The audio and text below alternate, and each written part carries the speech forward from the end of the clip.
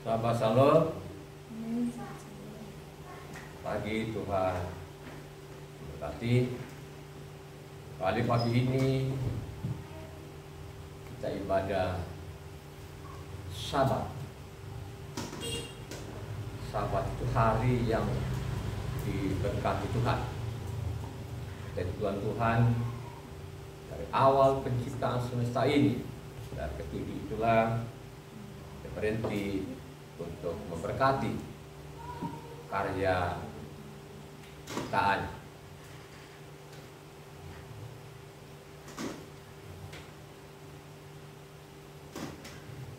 Pagi ini kembali pada Sabat, mari kita belajar bersama-sama. Mari kita renungkan apa yang kita baca hari ini, apa yang didengar dari mimbar itu dicatat, dibaca, dan direnungkan. Biarlah sisa hidup kita ini kita manfaatkan dengan baik. Kita harus ambil keputusan ikuti Tuhan dengan benar, dengan baik, melalui pembacaan kita suci. Kita baca kita suci itu dari Kejadian sampai Wahyu itu berulang-ulang kali selama masih ada nafas kehidupan, selama masih ada di bawah kolong langit ini. Kembali hari ini kita buka kitab suci, terambil dari Yesaya 42 ayat 1 sampai ke 9. Sekali lagi, Yesaya 42 ayatnya 1 sampai yang ke 9. Satu orang membaca dengan keras dan jelas. Hamba Yahweh, lihat, itu hambaku yang kupegang, orang pilihanku, yang kepadanya aku berkenan. Aku telah menaruh rohku ke atasnya, supaya ia menyatakan hukum kepada bangsa-bangsa. Ia tidak akan berteriak atau menyaringkan suara atau memperdengarkan suaranya di jalan.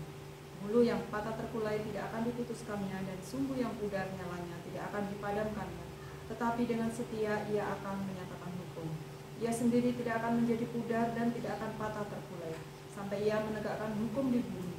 Segala pulau mengharapkan pengajarannya. Beginilah firman Elohim Yahweh yang menciptakan langit dan membentangkannya, yang menghamparkan bumi dengan segala yang tumbuh di atasnya, yang memberikan nafas kepada umat manusia yang mendudukinya, dan nyawa pada mereka yang hidup atasnya. Aku ini Yahweh telah memanggil engkau untuk maksud penyelamatan.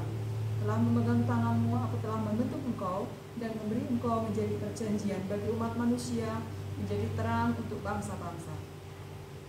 Untuk membuka mata yang buta, untuk mengeluarkan orang hukuman dari tempat tahanan, dan mengeluarkan orang-orang yang duduk dalam gelap dari rumah penjara. Aku ini Yahweh, itulah namaku. Aku tidak akan memberikan kemuliaanku kepada yang lain, atau kemasyuranku kepada patung. Nubuat-nubuat yang dahulu sekarang sudah menjadi kenyataan. Hal-hal yang baru hendak aku beritahukan, sebelum hal-hal itu muncul, aku mengabarkannya kepadamu. Demikian firman. Mari jemaat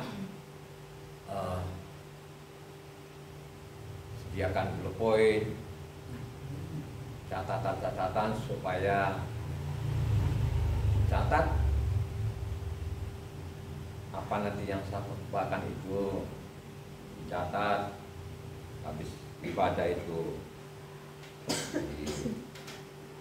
dibaca ulang dan direnungkan. Yesaya 42. Yesaya mencatat apa yang dilakukan namanya bangsa Israel ini. Zaman Yesaya itu banyak sekali nabi-nabi di sana. Ada namanya Nabi Hosea, ada namanya Nabi Mika. Kalau Amos itu awalnya dia bukan nabi, dia hanya seorang peternak domba dan pemungut buah ara. Tapi dipakai Tuhan yang luar biasa untuk memperingatkan namanya bangsa Israel ini. Karena bangsa Israel ini makin keluar dari jalurnya Tuhan. Bangsa Israel ini mereka meninggalkan hukumnya Tuhan.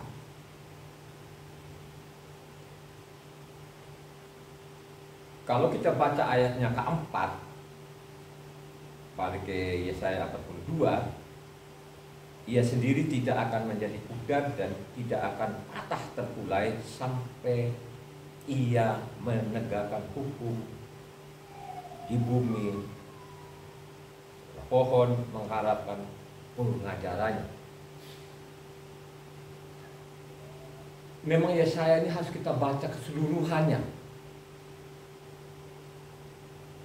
Karena Yesaya ini ada 66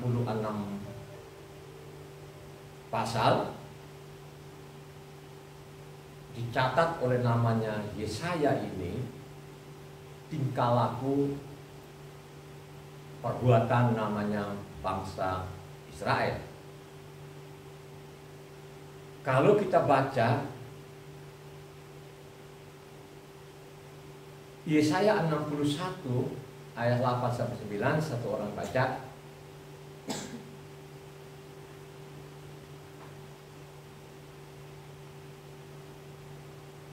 Yesaya 61 ayatnya 8-9. Sebab aku Yahweh mencintai hukum dan membenci perampasan dan kecurangan. Aku akan memberi upahmu dengan tepat dan akan mengikat perjanjian abadi dengan kamu.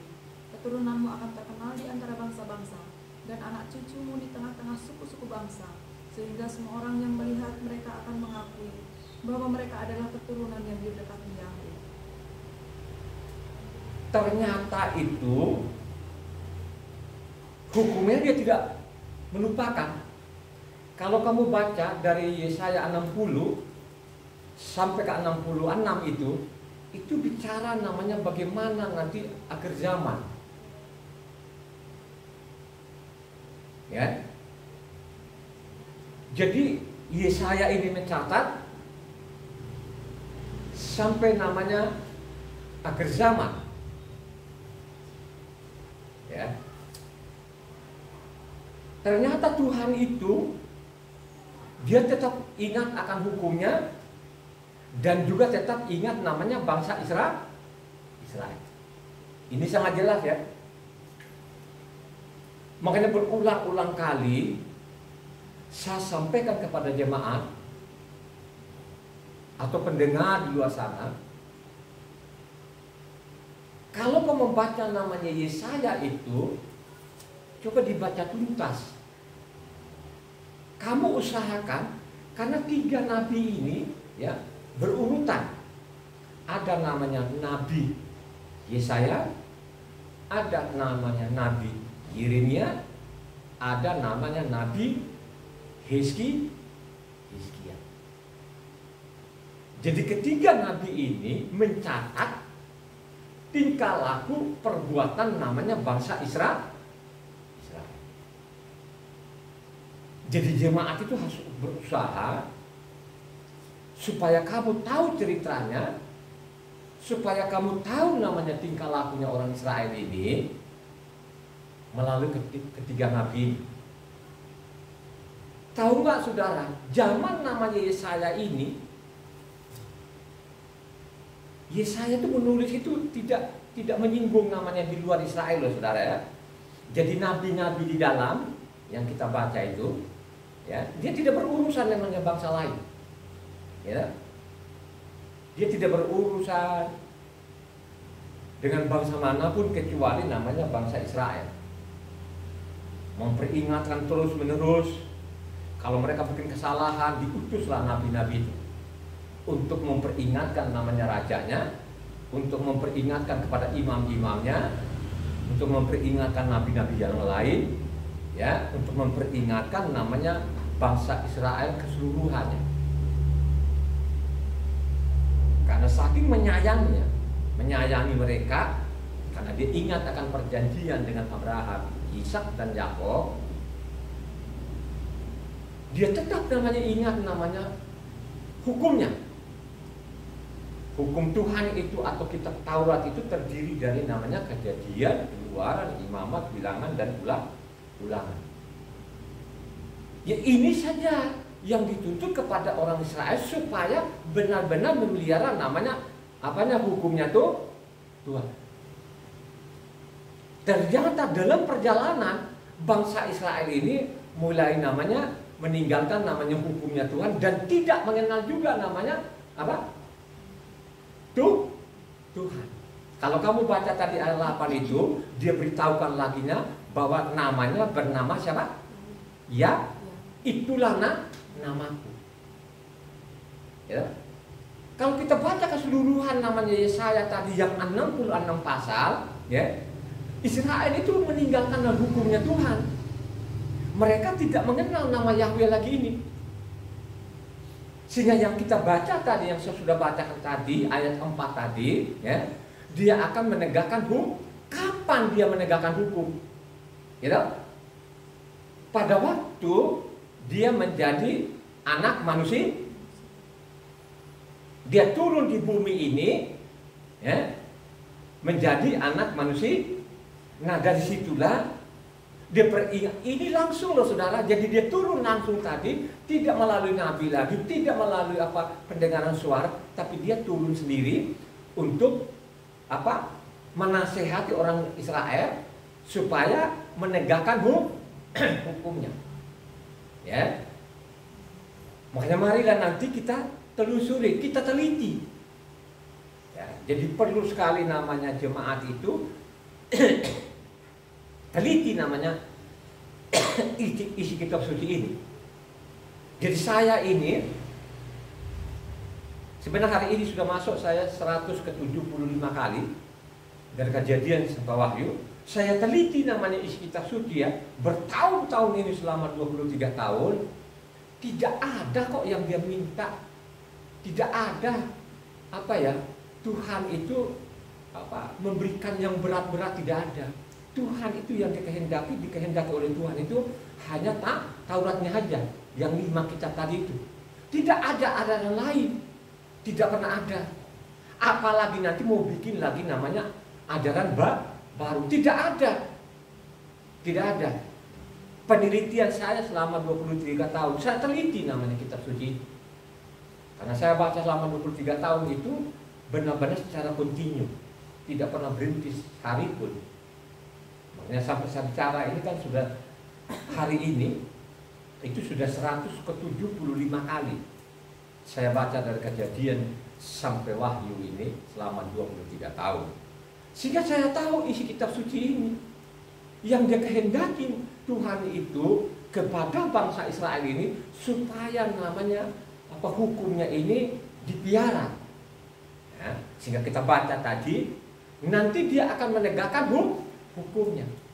Kalau kita hanya baca di situ, kita tidak baca tuntas ini kitab suci, kita tidak tahu maksud itu apa, bagaimana dia menegakkan hukumnya, kan gitu. Tapi kalau kita baca tuntas nanti, kita teliti kitab suci, baru kita sadar ternyata berapa tahun, ratus tahun kemudian dia turun di bumi, itu adalah Yahweh itu sendiri. Kalau kita baca dari atas sampai tuntas ini, seolah-olah di situ bukan Tuhan sendiri. Tapi kalau kita baca secara pelan itu, baru kita sadar, gitu loh.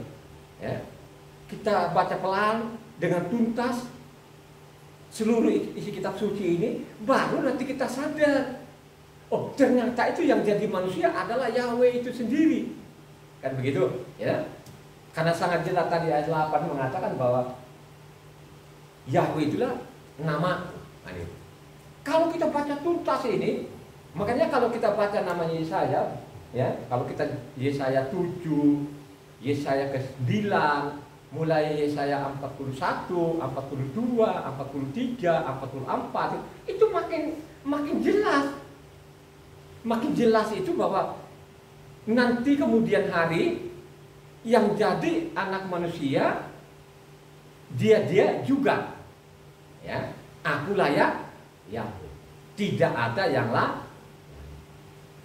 Ini sangat jelas kalau kita baca tuntas ini kitab suci ini, ya. Terakhir sekali ini ditulis oleh namanya Mose ini, kitab suci ini. Kalau kita baca namanya Ulangan 31 di sana ayat 16. Jadi Tuhan itu sudah tahu juga, ya kan? Tuhan itu sudah tahu bahwa sesudah Mose itu akan Israel menyeleweng. Luar biasa loh saya mengatakan. Jadi kitab yang kita pegang ini kitab nubuatan.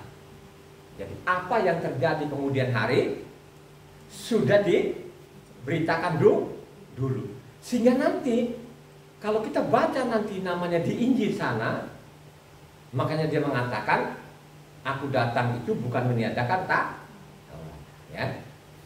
Tapi itu dia sudah tahu apa yang dilakukan namanya bangsa Israel ini, ya, apa yang dilakukan bangsa Israel ini dia sudah tahu. Tapi kalau ada orang mengatakan kalau dia sudah tahu kenapa nggak dibatalkan saja? Kan Tuhan kan bisa berubah gitu kan.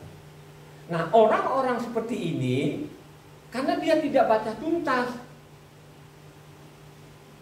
Tuhan itu awalnya diberi kebebasan. Nah, ya kan?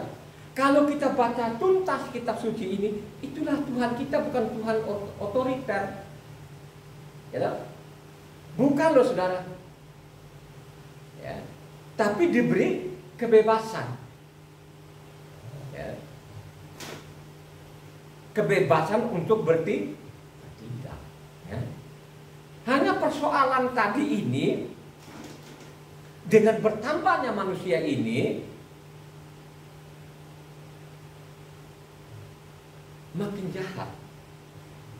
Jadi kebebasan tadi yang diberikan Tuhan ini disalah ya. Coba satu orang baca di Ulangan 31 ayat 16. Yahweh berfirman kepada Mose, ketahuilah, engkau akan mendapat perhentian bersama-sama dengan nenek moyangmu, dan bangsa ini akan bangkit dan berzina dengan mengikuti ilah asing yang ada di negeri. Kemana mereka masuk, mereka akan meninggalkan aku dan mengingkari perjanjianku yang kuikat dengan mereka. Ya kan? Makanya perlu sekali namanya saudara ini membaca tuntas. Baca berurutan ini, jangan berbulan-bulan, bertahun-tahun dari lahirnya juga sampai matinya nggak pernah dibaca kitab suci. Coba, nggak punya keinginan untuk membaca kitab suci. Coba saja saudara itu punya keinginan gitu kan, punya kemauan gitu kan, ya. Pasti nanti kita tahu bahwa Tuhan kita itu bukan Tuhan otoriter, ya, gitu kan. Diberi kebebasan ini, tapi kebebasan banyak orang yang salah gunakan, ya. Makanya dia mengatakan kalau kita baca selanjutnya di bawah ayat 26-29, saya masih ada saja kata Mose, saya masih ada ini masih hidup ini sudah belangsatan, apalagi kalau saya mati. Makin parah aja kalian ini, ya. Coba baca ayat 26-29 yang keras. Ambillah kitab Taurat ini dan letakkanlah di samping tabut perjanjian Yahweh Tuhanmu, supaya menjadi saksi di situ terhadap engkau. Sebab aku mengenal kedegilan dan tegak tengkukmu. Sedangkan sekarang, selagi aku hidup bersama-sama dengan kamu, kamu sudah menunjukkan kedegilanmu terhadap Yahweh. Terlebih lagi sesudah aku mati. Suruhlah berkumpul kepadaku segala tua-tua sukumu dan para pengatur pasukanmu, maka aku akan mengatakan hal yang berikut kepada mereka dan memanggil langit dan bumi menjadi saksi terhadap mereka. Bahwa aku tahu, sebab aku tahu bahwa sesudah aku mati, kamu akan berlaku sangat busuk dan akan menyimpang dari jalan yang telah kuperintahkan kepadamu. Sebab itu di kemudian hari malapetaka akan menimpa kamu apabila kamu berbuat jahat di mata Yahweh dan menimbulkan sakit hatinya dengan perbuatan tanganmu. Coba saudara, kalau orang membaca kitab suci setiap hari, kagak berani aja dia langgar kita. Apalagi kalau dia mengatakan Taurat itu tidak berlaku. Kalau saya mendengar itu saudara, saya benar-benar sedih. Coba berapa orang yang mati. Ya. Jadi Mose ini sudah diperingatkan namanya orang Israel. Saya masih ada saja, kalian ini sudah benar-benar sudah jahat banget. Apalagi nanti kalau saya nggak ada. Makanya itu namanya apa? Ulangan 31 itu dimasukin namanya apa? Nyanyian. Kenapa dia pakaikan nyanyian itu supaya bangsa Israel ingat, kan begitu saudara. Jadi kalau kamu baca namanya Ulangan 31, 32 itu berbentuk nyanyian saudara. Ya. Kenapa dicatat pakai nyanyian? Supaya namanya tidak hilang, namanya ingat. Supaya tetap ingat namanya hukumnya tuh Tuhan saudara. Ya. Dan benar Tuhan, benar ini perkataan Mose ini benar saudara. Kenapa seperti itu? Kenapa mereka meninggalkan Tuhan? Kenapa mereka meninggalkan hukum? Ya? Yang saya lihat itu tidak ada orang yang mau baca namanya kitab suci ini. Ya, coba hari kita lihat sekarang kan pada waktu mereka ambil kitab suci itu, ya, wah mereka hati-hati sekali, gitu kan, hati-hati sekali, gitu kan, supaya tidak kotor dan lain. Mungkin dibuka pun sudah pelan banget. Coba akhirnya kalau sudah seperti itu, lu tidak punya pengetahuan akan kebenaran. Ya, makanya dibilang ambillah namanya kitab suci itu, taruhlah di samping namanya samping bait suci. Karena kita ini ada bait suci, makanya kitab suci itu harus ada di amin gak ya? Amin. Jadi kitab suci itu harus ada di samping. Jadi jangan salah paham, taruh di samping saja, dijepit saja di bawah ketengnya, terus tidak udah dibaca. Itu ajaran iblis. Yang sebenarnya yang Tuhan mau itu ada di sampingmu supaya engkau selalu membaca. Amin gak itu? Dengan selalu kau baca kitab suci ini, ya, sehingga engkau tahu apakah ini perintah Tuhan atau bukan. Kan begitu maksudnya, ya. Maka dia bilang nanti ada waktu nanti akan datang di bumi ini untuk menegakkan namanya hukumnya. Ya. Kan sangat jelas saudara. Ya. Makanya coba lihat, berjalanlah waktu. Memang bangsa itu menyimpang. Ada tadi perkataannya Mose sendiri ya. Saya masih ada saja pun kalian sudah menyimpang. Ya. Atau Tuhan sendiri tadi yang kita baca ayat 16-nya, ya. Jadi sudah ini ditata. Bagaimana bangsa dan kemudian hari itu, ya, mereka nanti membuang namanya hukumnya Tuhan ini. Tuhan sendiri yang mengatakan itu. Ya. Dan apa yang dicatat oleh Mose itu bukan dari rancangannya Mose, bukan. Ya. Jadi dari mulut Yahweh ini, Tuhan Yahweh ini dicatatlah oleh Mose. Makanya begitu juga lah zaman namanya nelayan-nelayan ini atau Injil ini dicatatlah mereka ini nelayan dari mulut tuh Tuhan itu sendiri, bukan dari rancangan dari mereka sendiri, itu dari Tuhan. Gitu. Makanya saya berulang-ulang kali, marilah dengan rendah hati ini. Bacalah kitab suci ini, dipelajarilah namanya isi kitab suci.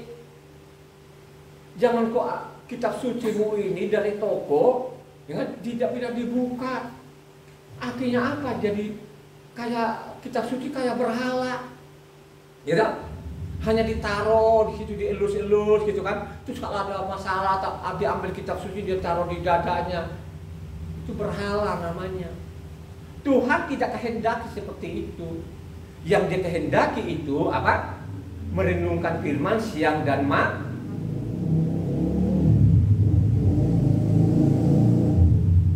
Coba kan, kalau kita baca lagi, zaman Yesaya ini dicatat di sana bagaimana namanya bangsa ini, mungkin bangsa keseluruhan dunia ini apa melanggar namanya undang-undang.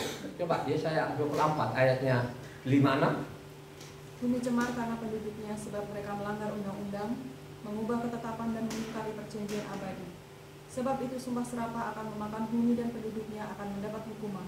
Sebab itu penduduk bumi akan hangus lenyap dan manusia akan tinggal sedikit. Kalau kau baca keseluruhannya, namanya Yesaya ini, Yesaya 24 ini, bagaimana suatu saat nanti sudah dinubuatkan dihukum nih bumi. Kenapa dihukum seperti itu?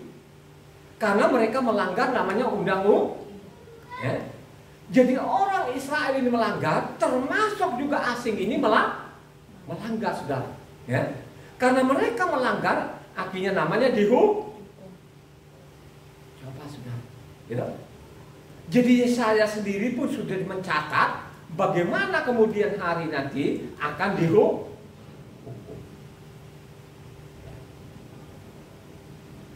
Jadi sisa saudara ini tidak dimanfaatkan dengan baik, tidak ambil keputusan untuk membaca kitab suci ini, baca saja nanti namanya Yesaya 20a akan dihukum, saudara.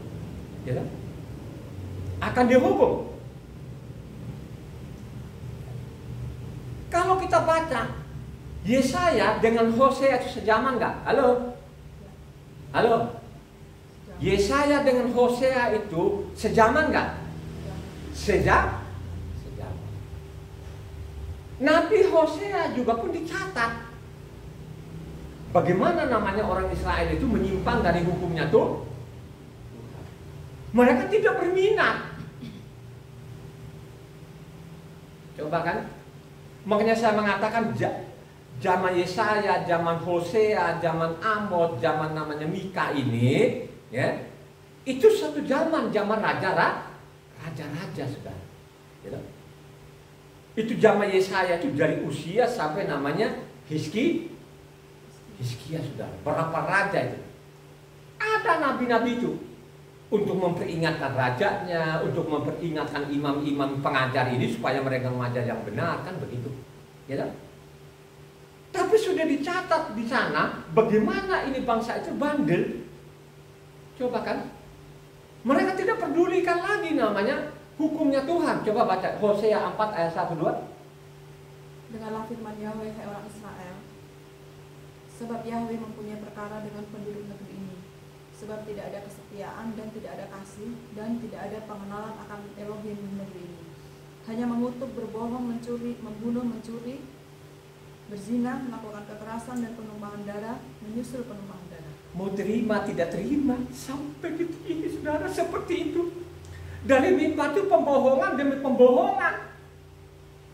Mereka malas mengenal Tuhan. Mereka malas mengenal kebenaran. Mereka mengatakan Pak Pendeta ada di mimbar kebenaran, tapi tidak dijelaskan kepada jemaat apa itu namanya kebenaran. Kalau saya ini seorang pembaca dari Kejadian sampai Wahyu yang sudah 175 ini, ya, saya tahu itu apa namanya kebenaran. Kebenaran yang dimaksud itu adalah namanya apa? Kejadian sampai Ulang. Itu namanya hukumnya Tuhan. Itu namanya kitabnya Mose. Kenapa dia bilangin kitab Mose? Apakah Mose yang rancang sendiri? Tidak. Karena Mose lah yang mencatat apa? Perkataan Tuhan atau dari mulut Tuhan. Mose lah yang mencatat. Ini penting. Coba kan? Tidak ada lagi pengenalan akan Tuhan. Bangsa ini dia tidak peduli lagi. Akhirnya kalau kita baca ayatnya 6, apa katanya tadi Hosea? Umatku binasa karena tidak mengenal Elohim, karena engkaulah yang menolak pengenalan itu, maka aku menolak engkau menjadi imamku. Coba kan, umatku binasa itu karena tidak mengenal aku lagi. Tidak mengenal lagi namanya hukumnya tuh. Ayatnya 7 mengatakan di bawah, makin bertambahlah bangsa ini, makin berdosa. Coba baca ayat 7-nya. Makin bertambah banyak mereka, makin berdosa mereka kepadaku, kemudian mereka akan kutukar dengan penghinaan. Coba saudara, zaman Hosea dengan zaman namanya sejaman dengan Yesaya ini, dia mengatakan makin bertambahlah namanya bangsa ini, makin berdosa. Hanya sampai saat ini orang tidak tahu itu apa itu dosa. Situlah kuncinya. Dosa itu apa? Mari kita urut kitab suci ini. Kalau engkau baca tuntas nanti isi kitab suci ini, baru kau sadar apa itu dosa. Hanya persoalan di sini yang ada di kolong langit itu tidak peduli saudara. Tidak. Melalui YouTube ini saya sampaikan. Ya. Bukan saya karang-karang sendiri untuk menyenangkan telinga orang. Saya mencatatnya ini karena saya baca kitab suci setiap hari. Bagaimana tingkah lakunya namanya bangsa Israel dan bagaimana tingkah lakunya bangsa-bangsa. Coba kan? Apa yang diterima sekarang orang-orang sekarang ini sampai zaman ini sekarang, apakah itu benar? Gitu? Mereka sudah menyeleweng. Juga tidak ada lagi yang mengungkapkan. Jemaat-jemaat itu bukan nggak berani karena mereka itu tidak mau baca kitab suci ini. Kalau mereka baca saja kitab suci ini, yakin betul-betul itu di tempat-tempat ibadah akan kosong. Yakin betul-betul. Hari ini pun kalau orang catat ini yang saya khotbahkan ini, besok dia akan berpikir, dia akan masuk tempat-tempat ibadah. Karena ada penyelewengan di situ. Yang tidak diperintahkan Tuhan itu yang diajarkan kepada orang. Coba saudara, kalau sudah seperti itu, mau surga? Surga itu mahal loh saudara. Surga itu tidak bisa nyelonong. Surga itu ada syaratnya surga. Syaratnya itu harus namanya menegakkan hukumnya. Syaratnya itu harus namanya mencintai namanya hukumnya tuh Tuhan. Itu syaratnya. Itu mutlak, bukan relatif. Marilah kita pelajari kitab suci ini dengan benar, dengan baik. Ya. Marilah engkau rendahkan hatimu. Ya. Baca dengan pelan. Sehingga engkau ikuti nanti perintah-perintahnya. Dengan engkau ikuti perintahnya, dia sediakan kamu mungkin lu masuk surga itu sembarangan, nyelonong. Ada syaratnya. Syaratnya itu harus namanya kita harus mencintai namanya Tauratnya tuh. Itu mutlak, bukan relatif. Ya. Lanjut. Ya. Kalau kita baca lagi, ini kan sudah terlalu banyak juga saya catat ini, ya. Jadi saya ambil penting-penting ini, bagaimana tingkah lakunya bangsa Israel ini, dan juga nanti kita lihat juga apa yang dilakukan bangsa-bangsa itu, sami mawon sama saja, yang gitu, rusak dan rusak. Ini kan dicatat juga namanya Sefanya. Ya, Sefanya ini zaman raja siapa? Halo, zaman raja siapa? Raja yang paling benar. Ya, habis siapa? Yeskial. Habis Yeskial siapa? Manase. habis Manase, Amon, habis Amon, Yosi. Jadi zaman Yosia itu dicatat oleh namanya Sefanya 3 ayat 4. Bagaimana coba bunyinya? Para nabinya adalah orang-orang ceroboh dan pengkhianat. Para imamnya menajiskan apa yang kudus, memperkosa hukum. Coba kan sekarang makin parah nggak? Tadi kan ditulis oleh apa? Hose,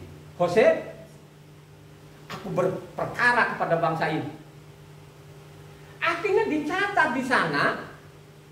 Zaman Sefanya ini, zaman namanya tadi apa? Yosia, ini ada nabi namanya Sefanya. Dicatatlah mereka ini, bagaimana nabi-nabi ini, ya? Apa tadi nabi bilang? Para nabinya adalah orang-orang ceroboh dan pengkhianat. Para nabinya orang-orang ceroboh dan pengkhianat. Imamnya menajiskan apa yang kudus, memperkosa hukum Taurat. Imamnya memperkosa namanya hukum Taurat. Coba bayangkan aja, nabi-nabinya ceroboh, imam-imamnya memperkosa namanya hukum tak. Makin parah nggak ini? Kalau kita baca tadi Hosea, Yesaya ini, bagaimana tingkah lakunya ini, artinya dosa itu makin membesar nggak? Atau dia makin mengecil? Kalau ada sekarang ini, zaman kita sekarang ini, mereka mengkosongkan neraka, itu namanya penipu. Ya, penipu nggak itu yang begitu-gitu? Mari kita katanya Pak Pendetanya, kita kosongkan ke neraka. Makanya sebaliknya kalau ini tempat saya orang mencatat, besok tempat ibadahnya dia akan kosong. Kalau dia sudah kosong nanti tempat ibadahnya, mau makan pakai apa? Mau kerja sekuler tidak punya kemampuan. Coba kan? Mau masuk kerja sekuler tidak punya kemampuan. Akhirnya apa yang dimimbar itu penipuan demi penipuan. Dia teruskan namanya kejahatan nenek moyangnya dari generasi ke generasi sampai saat ini. Ini dicatat loh. Isi kitab suci ini. Coba. Itu nabi-nabinya itu ceroboh. Imam-imamnya itu memperkosa namanya hukum tak. Coba saudara. Ini dicatat loh saya. Bukan saya loh ini yang mengarang-arang. Ini dicatat lah isi kitab suci ini. Ya. Karena berulang-ulang kali saya baca dari Kejadian sampai Wahyu itu 14 hari. 2 minggu selesai. Sehingga segar namanya ingatan saya ini. Bagaimana bangsa Israel itu sendiri pun memperkosa namanya hukum Taurat ini saudara, ya luar biasa, ya toh? Dicatat juga di situ Amos 2 ayat 45.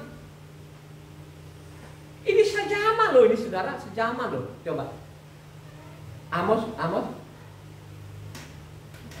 Beginilah firman Yahweh. Karena 3 perbuatan jahat Yahuda bahkan 4, aku tidak akan menarik kembali keputusanku oleh karena mereka telah menolak hukum Yahweh dan tidak berpegang pada ketetapan-ketetapannya, tetapi disesatkan oleh dewa-dewa kebohongannya yang diikuti oleh nenek moyangnya.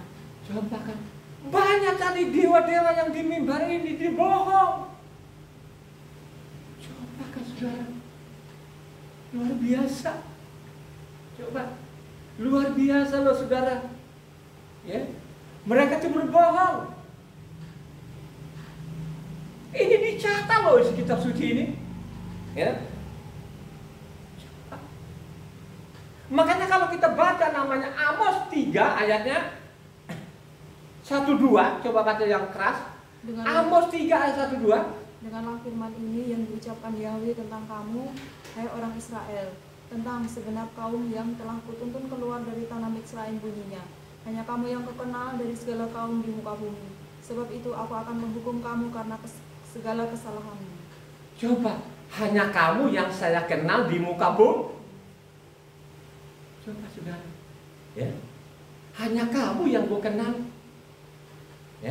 Makanya tadi yang kita baca tadi apanya Yesaya 42 tadi ayat 4, Tuhan nanti akan menegakkan hukumnya. Bagaimana pada waktu itu menjadi anak manusia, dia turun di bumi menjadi anak manusia. Kalau kita baca namanya apa? Matius 10 ayatnya 5-6, coba baca yang keras. Ke-12 murid itu diutus oleh Yahshua dan ia berpesan kepada mereka, janganlah kamu menyimpang ke jalan bangsa lain atau masuk ke dalam kota orang Samaria, melainkan pergilah kepada domba-domba yang hilang dari umat Israel. Dia datang di bumi bukan dia cari bangsa asing. Dia datang di bumi ini untuk menegakkan hukumnya. Dia carilah namanya yang hilang. Kenapa sampai mereka hilang ini? Karena tidak ada lagi gembalanya. Itu yang dimaksud tadi. Dia akan menegakkan hukum.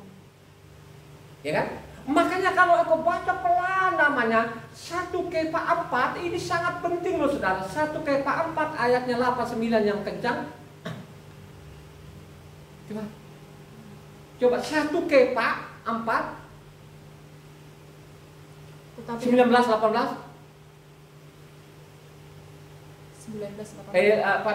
17-18.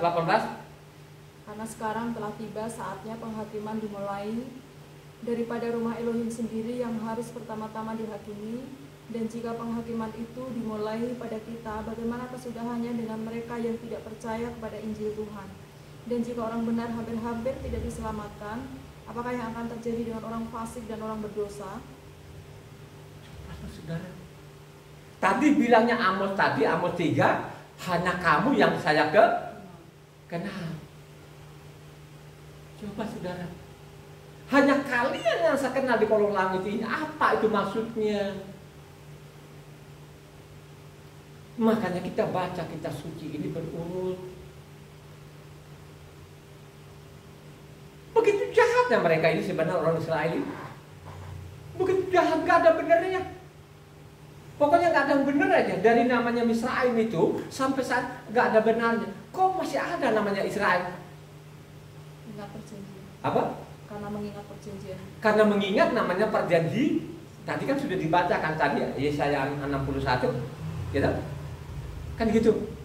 Ingat perjanjiannya kepada Abraham. Kalau kita lihat orang Israel nggak ada benernya, hanya rusak dan rusak sampai saat ini. Coba dilihat aja sama itu, yang ada jambul-jambulnya, bikin topi itu yang tinggi-tinggi. Itu kan tradisi-tradisi yang apa pagan itu. Coba kan, mereka pergilah sana, namanya tembok ratapa gitu kan. Coba dicium-cium, itu temboknya, diambilin kertas, diselip-selipkan, itu konyol namanya. Itu namanya penyesalan kemudian hari yang sudah tidak ada gunanya. Tadi kan kita sudah baca kan, ya, kalau kita baca namanya 31, aku kan berpaling mukaku. Biar kau berulang-ulang kau saya tutup telingaku. Benar sampai sekarang dia tutup telinga. Kalau kau baca namanya Ulangan 31 itu peringatan keras loh itu. Benar kan sampai sekarang ini kan? Diajarkan namanya Holocaust itu kan diajar, dia bunuh-bunuh, dilempar-lempar ke kamar gas sana kan. Apakah Tuhan tidak tahu tuh? Apakah Tuhan tidak lihat mereka sekian? Dia diamkan aja. Baru kau tahu rasa itu katanya. Loh, saya mengatakan ini kalau kau baca namanya apa? Hakim-hakim itu. Ya kan? Hakim-hakim kan begitulah tingkah lakunya orang-orang Yahudi. Dapat kelegaan sendiri, ya, akhirnya berbuat dosa lagi. Sudah setengah mati teriak lagi. Ya, coba kan berulang-ulang melakukan kejahatan. Karena itu tadi ingatlah namanya perjanjian, namanya Abraham, Ishak dan Yakub ini. Akhirnya dia tahanlah di hati. Gitu. Ini untuk mereka. Terus kalau kita ada nggak firmannya nanti? Gitu. Ada nggak firmannya nanti? Kalau kita sudah dipotong nanti dia masuk, dia tempelkan lagi. Halo. Ada, nggak tahu deh mereka ini nih bangsa satu ini. Tapi kita juga nggak boleh mengutuk. Kita nggak boleh mengutuk dan juga nggak boleh ikutin tingkah lakunya loh. Tuhan peringatkan kita jangan ikutin tingkah laku mereka. Gitu? Tapi ingat ada waktunya. Dia akan berdamai dengan bangsa Israel. Ini dicatat loh. Kita suci loh. Ya. dia akan berdamai. Kita ini dia tidak berdamai, saudara. Tapi kita diselamatkan kalau kita menyintai namanya hukumnya tuh, dia tetap diselamatkan. Ya. Makanya diperingatkan sekali, sudah dikorbankan nyawa, diizinkan nyawanya, ya, jangan berbuat dosa lah. Kamu berbuat dosa, tidak mungkin kau turunkan lagi 2 kali. Ini peringatan keras. Ya. Itu kan sangat jelas.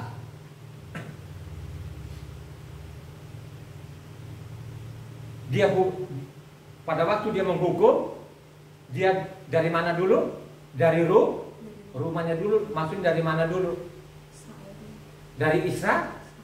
Coba saudara, anaknya dia hajar, ya. Terus bagaimana engkau budak ini?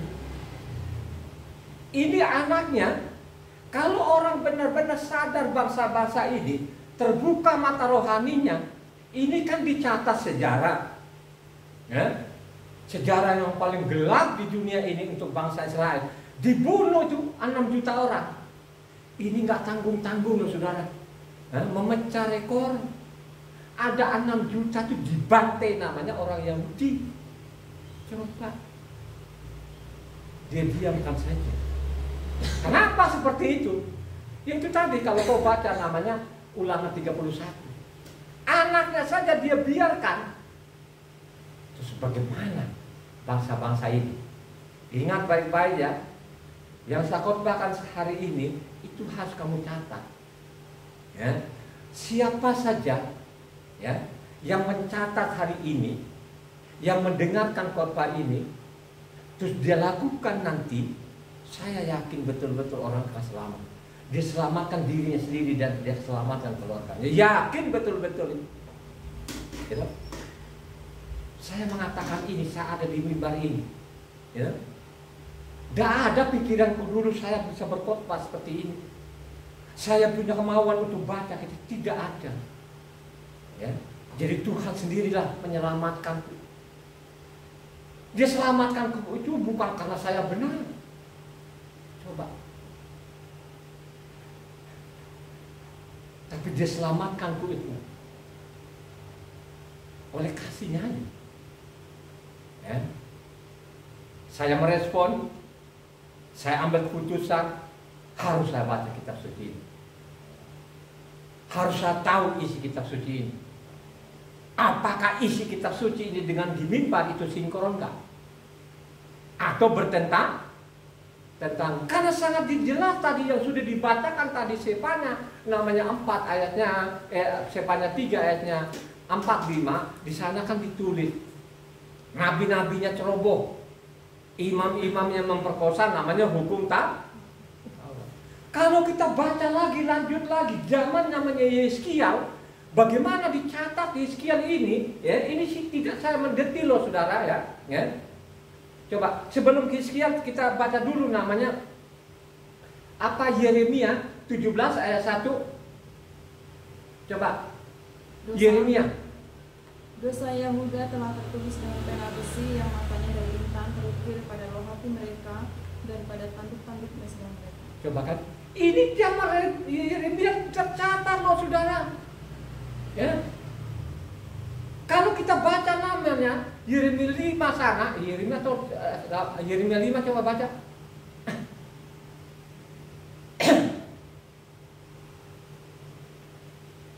Ayat. Coba dari awal. Lintasilah jalan-jalan Yerusalem, lihatlah baik-baik dan camkanlah. Periksalah di tanah-tanah lapangnya, apakah kamu dapat menemui seseorang, apakah ada yang melakukan keadilan dan yang mencari kebenaran. Gak ada lagi, coba Yeremia keliling-keliling aja, keliling-keliling namanya di Yerusalem sana. Coba saya carilah, adakah yang mencintai hukum? Sudah tidak ada katanya. Makanya tadi lanjut namanya Yeremia 17, dosa mereka seperti pena yang bermata tertukik di hati mereka saudara. Gitu? Ini dicatat loh ini saudara. Bagaimana tingkah lakunya bangsa Israel ini? Bangsa ini makin ngawur. makin tidak karu-karuan. Ya, coba. Makanya di Yeskiel sana ayat Yeskiel 22 ayat 8, coba dikencang yang baca. Yeskiel 22 ayat 8. Engkau memandang ringan terhadap hal-hal yang kudus bagiku, dan hari-hari sabatku kau najiskan. Bagaimana mereka memandang ringan hal-hal yang kudus apa? Halo? Dinajiskan. Hal-hal yang kudus itu adalah Tauratnya tuh. Ya.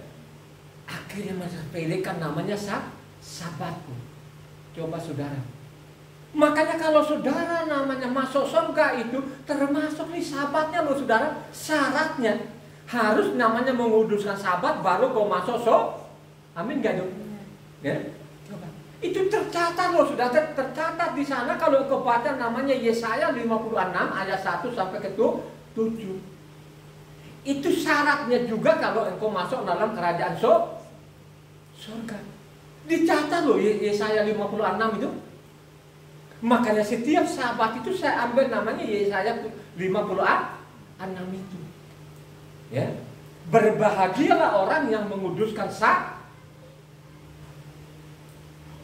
syaratnya saudara. Ayatnya 26 di bawah apa katanya? Bagaimana bangsa ini tetap namanya memperkosa hukum Taurat. Ayat 26 di bawah tadi Yeskiel 22. Ayat 26. Imam-imamnya memperkosa hukum Tauratku dan menajiskan hal-hal yang kudus bagiku. Mereka tidak membedakan antara yang kudus dengan yang tidak kudus, tidak mengajarkan perbedaan yang najis dengan yang tahir. Mereka menutup mata terhadap hari-hari sabatku. Demikianlah aku dinajiskan di tengah-tengah. Itu sampai saat ini. Mau ikut siapa? Sekarang, zaman sekarang kau mau ikut siapa? Karena sahabatnya sekarang sudah dibunuh. Ini namanya hukumnya Tuhan loh. Lo batu pertama loh. Coba, mau ikut siapa?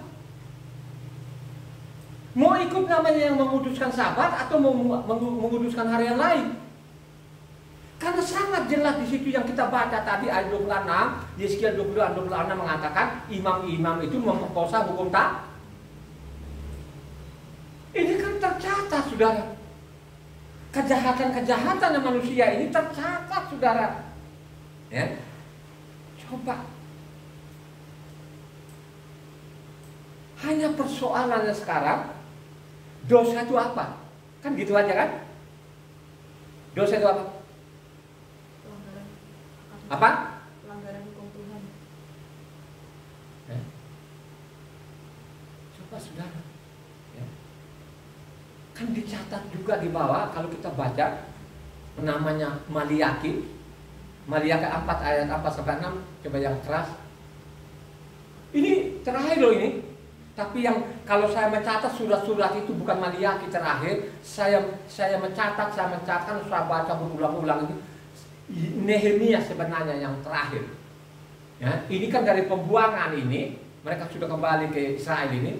Tapi baca saja Maliaki 4 ayat 4 sampai 6. Ingatlah pada Taurat yang telah kuperintahkan kepada Mose hambaku di Gunung Horeb untuk disampaikan kepada seluruh Israel, yakni ketetapan-ketetapan dan hukum-hukum. Sesungguhnya aku akan mengutus Nabi Elia kepadamu menjelang datangnya hari Yahwe yang besar dan dahsyat itu. Maka ia akan membuat hati bapak-bapak berbalik kepada anak-anaknya, dan hati anak-anak kepada bapak-bapaknya, supaya jangan aku datang memukul bumi sehingga musnah. Coba kan, ini tadi yang dia masukkan Israel. Suatu saat nanti akan menegakkan hukum kan, mengutus namanya Nabi Eli. Nabi Elia benar nggak yang diutus itu? Siapa dia itu yang diutus? Yohanan. Siapa? Yohanan Nabi Yohanan. Kalau orang membaca kitab suci pasti dia tangkap di situ. Ya. Yang dia maksud itu namanya apanya Yohanan? Coba kan. Ya. Yang dia bawa nanti itu, yang dia sampaikan itu namanya dia pakai namanya kuasa Eli. Coba. Elia itu kan mati zaman Raja. Makanya dia membuatkan situ, dia peringatkan lagi, ya, ingat namanya kitabnya Mose. Maka nanti sebelum kedatangannya Tuhan di bumi ini, utus dulu namanya apa? Nabi Eli. Yang dia maksud itu adalah Nabi Yoka dengan namanya kuasa Elia. Amin gak dong? Gitu? Makanya kalau kita baca lagi, zaman namanya Nehemia di sana, bagaimana namanya bangsa Israel ini, mereka sadar mereka mau kembali kepada Tuhannya. Kalau engkau baca Nehemia 9, Nehemia 10 sana, sampai namanya Israel itu mereka tanda tangan di atas meterai. Tapi kalau kita baca lengkap, zaman Nehemia 13, orang Israel bikin ulala. Siapa yang menyimpang itu? Zaman Nehemia 13 itu siapa yang menyimpang? Adalah imam terbaca. Nah dari situlah tidak ada lagi kitab. Baru sampai namanya apa? Yosua datang ke bumi ini. Penyelewengan demi penyelewengan. Makanya mereka ada namanya kitabnya apa? Dari Nehemia ini sampai kepada Yosua itu apa kitab apa yang mereka gadang-gadang itu? Apa? Talmud. Ini makin berdosa. Akhirnya namanya Taurat itu ditinggalkan nggak Taurat itu? Ditinggalkan, tidak mengenal nama Tuhan lah. Ini dari Nehemia ini sampai kepada namanya Tuhan Yosua ini, ya kan? Atau paling tidak masih kelihatan di situ. Ada juga tidak belum begitu parah benar, karena di situ zaman apa? Nabi Zekaria itu dengan istrinya Zekaria siapa namanya? Elisepa, bukan Elisabeth.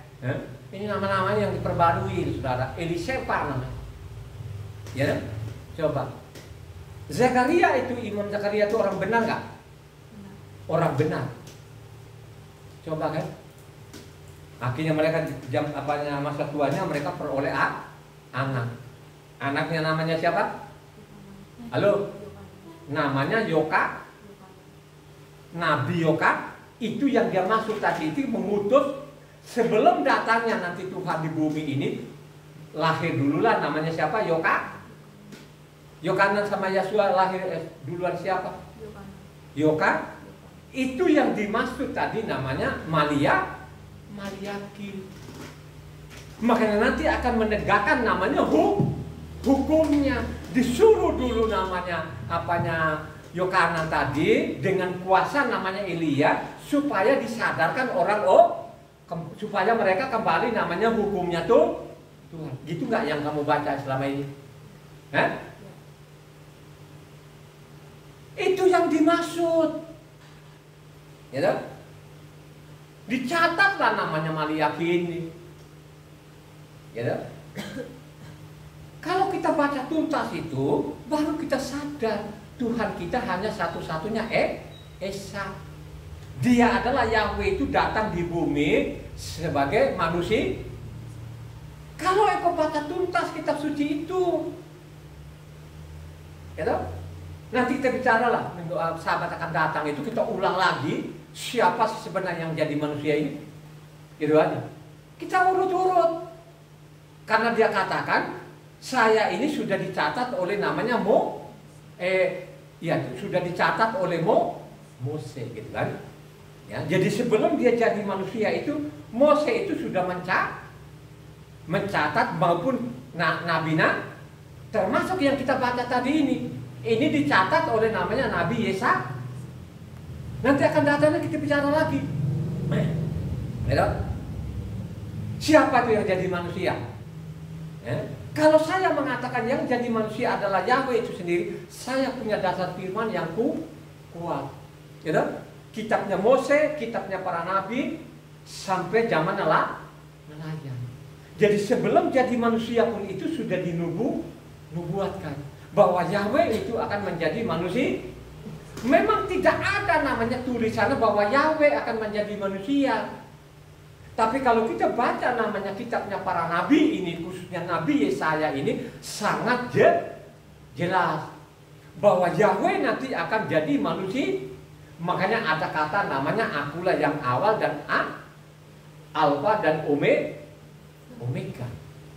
Amin gak itu? Ya.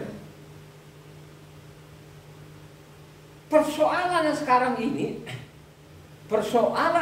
ini, dosa itu tidak tahu apa itu dosa, kan gitu loh.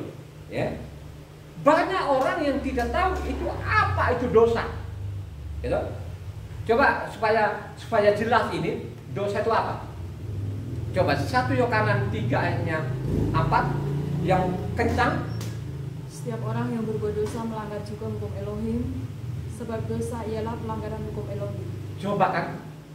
Jadi namanya dosa itu melanggar namanya hukumnya tuh, melanggar namanya itu namanya dosa. Makanya dijelaskan kalau kita mundur, ya, Roma 5 ayatnya 13, kalau itu Taurat itu tidak ada, makanya dosa itu tidak diperhitungkan. Dengan adanya Taurat itu, makanya ada namanya dicatat bahwa itu namanya coba satu orang. Roma 5 ayatnya 13. Sebab sebelum hukum Taurat telah ada dosa di dunia, tetapi dosa itu tidak diperhitungkan kalau tidak ada hukum Taurat. Coba kan. Jadi dosa itu sebenarnya sudah ada. Kalau ini Taurat ini kalau tidak ada, mau apa-apa, mau istri orang kayak mau suami orang kan, itu tidak melanggar. Kan dengan adanya kitab Taurat ini, ya, terus misalnya sekarang, contohnya kita ibadah Sabat, terus mereka bilang minggu, itu dosa nggak? Itu dosa namanya. Coba kan, Tuhan tadi sudah mengatakan namaku itu Yahweh, terus kita bilang Tuhan kita namanya Allah, itu dosa nggak? Itu dosa. Ini yang dia maksud, dia mau datang di bumi ini, dia mau kembalikan namanya hukumnya tuh, termasuk juga namanya. Makanya dia datang di bumi ini, dia memulihkan juga namanya. Bahwa namanya itu bukan namanya Yesus atau namanya Yesua, tapi namanya Yahweh. Yahweh disingkat namanya Yesua. Itu yang dimaksud. Hanya persoalan sekarang kalau ditanya orang dosa itu apa, nggak ngerti. Dosa itu kalau kau melanggar isi kitab Taurat, itu namanya dosa. Ya, itu dosa. Ya. Jadi bagaimana ini orang-orang asing ini? Loh, sekarang itu kelihatan sekali loh saudara. Yang parah sekarang ini namanya orang-orang Kristen ini. Coba, orang Kristen itu sudah dinubuatkan nggak bahwa mereka nanti akan melanggar hukum? Ya? Sudah dinubuatkan nggak? Jadi namanya orang asing ini sudah dicatat. Siapa yang dimaksud orang asing itu di dalam isi kitab suci? Siapa? Adalah nama-nama Yunani. Karena penjajahan ini dari namanya Babel itu diterima oleh namanya bangsa Yunani. Yunani kalah, diterima lagi siapa? Roh. Jadi ini namanya dosa dan dosa. Makanya itu sudah dinubuatkan bagaimana namanya orang Kristen itu namanya melanggar namanya hukumnya tuh Tuhan. Siapa ini? Makanya orang Israel, orang Kristen sekarang itu mereka bangga sekali kalau kitab suci ini dicatat oleh namanya apa? Bahasa Yunani. Sedangkan Yunani di dalamnya dilambangkan sebagai apa? Halo? Yang keras loh suaramu kan supaya pendengar di sana. Dilambangkan apa Yunani? Melambangkan kambing. Jadi Yunani lah ini namanya yang merubah hukum maupun waktu. Ada catatan nggak? Ada catatan. Bagaimana namanya bangsa-bangsa ini merubah hukum, merubah namanya waktu? Siapa ini yang dimaksud? Adalah namanya bangsa Yunani. Inilah yang terjadi sampai saat ini. Makanya mereka mengatakan ada namanya perjanjian baru gitu loh. Perjanjian baru sekarang mereka perbarui semua, nama Tuhan perbarui, termasuk nama-nama orang diperbarui. Saudara, ini adalah kejahatan yang luar biasa. Ya. Coba kalau ada orang-orang protes ini, ada yang mau lapo-lapo, saya ketemu orang-orang seperti itu betul-betul sangat pelajaran gitu. Benar-benar mereka membunuh ini. Ya. Coba kan, tidak ada yang mengungkap seperti ini. Ya. Coba kan, saya bukan mengada-ngada loh. Ternyata itu sudah dinubuatkan. Zaman siapa? Zaman Daniel itu di penjajahan atau dia sudah kembali ke Yerusalem? Masih ada di masih ada di Babel itu. Daniel itu sudah dibuatkan bahwa nanti yang merubah hukum, yang merubah namanya undang-undangnya Tuhan itu atau waktu Tuhan itu adalah bangsa Yunani. Coba baca namanya Daniel 7 ayat 25. Ia akan mengucapkan perkataan yang menentang yang maha tinggi dan akan menganiaya orang-orang kudus milik yang maha tinggi. Ia berusaha untuk mengubah waktu dan hukum, dan mereka akan diserahkan ke dalam tangannya selama 1 masa, 2 masa, dan setengah masa. Jadi kelihatan sekarang ini bagaimana menantang namanya Tauratnya tuh. Sampai saatnya siapa yang menantang ini? Adalah orang-orang Kristen itu sendiri. Amin gak tuh? Karena sudah dinubuatkan itu, mereka merubah waktu dan namanya apa? Hukum. Coba kita lihat sekarang itu, ya. Ini jangan main-main loh saudara ya. Mereka merubah waktunya sekarang ini yang dipegang bangsa-bangsa waktu bagaimana? Apa? Tengah malam ke tengah malam. Dirubahlah mereka dari tengah malam. Sedangkan waktunya Tuhan itu namanya dari mana? Petang ke Coba bagaimana hukumnya Tuhan itu kalau kita baca namanya dari Kejadian itu, ya, Kejadian 1 itu, Tuhan menciptakan langit dan bumi itu dari namanya apa? Hari pertama itu petang ke jadilah petang, jadilah pagi. Artinya waktu Tuhan itu petang ke petang itu namanya 24 jam. 24 jam. Sedangkan namanya bangsa-bangsa ini atau bangsa asing ini atau namanya Yunan, dirubahlah hukum ini, jadilah namanya tengah malam. Coba bayangkan saja sekarang, ya, kalau malamnya diambil separuh-separuh, ya kan? Malam pertama, karena diambil tengah malam, dari tengah malam sampai pagi kan, itu malam. Baru nanti siangnya dia tutup lagi dengan dari 6 sore sampai jam 1 malam, itu mereka mengatakan itu apa 24 jam. Ini kan sudah dicatat oleh kitab suci. Coba saudara, ya. Dicatatlah kitab suci ini saudara. Bagaimana bangsa-bangsa ini khususnya Yunani ini merubah namanya waktu dan hukum.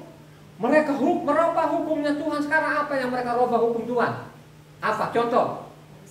Namanya hari-hari kita ibadah sekarang ada namanya minggu. Ini bukti loh saudara. Bertentangan namanya isi kitab suci. Contohnya lagi, namanya hari apa raya tahunan itu, namanya pondok daun itu dirubah apa? Halo? Namanya coba saudara, ini bukti saudara yang tidak boleh ditolak. Siapa yang berani tolak ini? Ayo. Coba, ada berani nggak? Coba. Makanya kalau kita baca namanya Daniel 8 sana ayat 20, itu ayat 20 itu dilambangkan namanya domba itu namanya siapa? Apa Persia? Coba. Itu lambangnya mereka nama coba apanya Daniel 8 ayat 20 sampai 21. Yang keras. Domba jantan yang kau lihat itu dengan kedua tanduknya ialah raja-raja Media dan Persia. Dan kambing jantan yang berbulu kesat itu ialah raja negeri Yunani, dan tanduk besar yang di antara kedua matanya itulah raja yang pertama. Coba saudara, jadi dilambangkan kedua raja ini. Kenapa itu dia pakai domba? Kenapa ini namanya Persia dan Media ini dilambangkan domba? Karena mereka percaya Tuhan. Siapa yang percaya Tuhan ini siapa?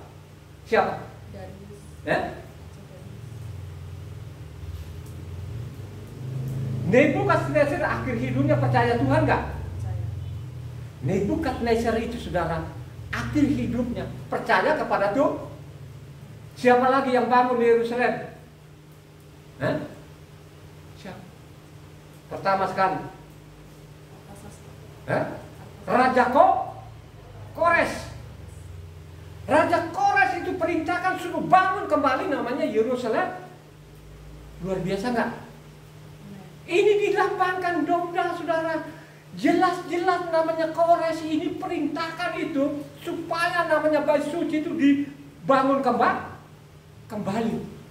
Pendukungnya Kores ini siapa lagi? Raja siapa lagi? Ada namanya raja siapa? Siapa? Raja dari, coba saudara, Raja Darius itu raja benar, saudara. Raja Darius dukung betul-betul. Siapa yang menghalang-halang pembangunan bait gantung sama dia. Raja Darius, saudara. Ini orang-orang Persia, saudara. Habis namanya Darius, siapa yang terakhir? Raja siapa yang terakhir? Namanya Raja Artasasta. Ini yang dilambangkan itu domba, saudara. Sedangkan Yunani sendiri dilambangkan apa? Kambing. Karena kambing itu lambangnya setan, ajaran setan yang menyimpang dalam Taurat ini. Itulah yang terjadi sampai saat yang tidak disadari oleh manusia-manusia yang ada di kolong langit, saudara.